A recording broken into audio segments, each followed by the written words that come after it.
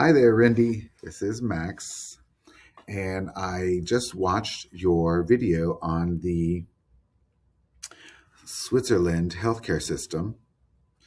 I want to start off. Sorry, that's probably going to be an issue throughout this video, but I'm not re-recording it. I want to start off by saying that you did a very deep dive into the system and gave such a wealth of information. Thank you for that. Very detailed. I am not surprised, but you had 14 sources that I counted on your reference page. So you definitely took the time to research your topic. I'm just going to highlight a couple of things that stood out from your video and then offer you my findings for the Japanese healthcare system. So in relation to cost, I learned that the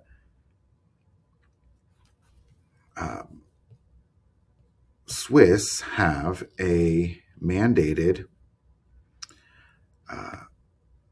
universal health care coverage in a regulated market. Everyone's required to obtain the private insurance. And that, much like our system, they pay their premiums and their deductibles. I learned that the other healthcare costs are paid by social insurance contributions, taxes, and out-of-pocket expenses. In Japan, according to PBS Frontline from 2016, all of the prices are set by the Japanese Health Ministry. Every 2 years, they will reevaluate the prices and adjust them as they see fit. And then every service is priced and is published in a catalog. All Japanese citizens have insurance through the government. And if they want additional coverage for elective services, they can purchase additional insurance. For outcomes, you have informed me that the Swiss public is quite satisfied with their health care, that Switzerland was ranked number 1 by the WIHI, W-I-H-I. You also mentioned that they scored highest in treating all forms of mortality and that they have a higher life expectancy than the USA at somewhere around 88 years, I believe.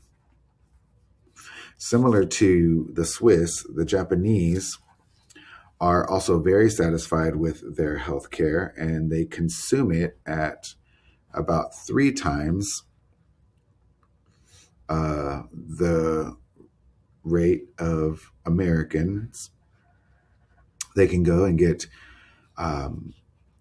scans such as MRIs done whenever they like for $98, which again is covered by insurance. Hospital stays will set them back about $10, but that's for 4 people in one room. In any event, it's very affordable. Access to care is universal across Japan. There are no such thing as wait lines, no referral gatekeepers, and no being refused for pre-existing conditions. That is also by the PBS Frontline video.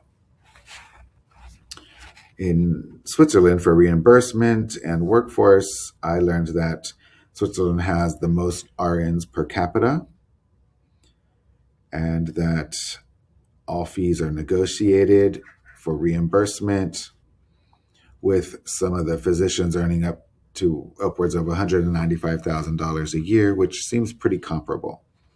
In Japan, all providers are private businesses, and they really are not in a situation where they can make much profit. So doctors will work until retirement, and I can't imagine that nurses get paid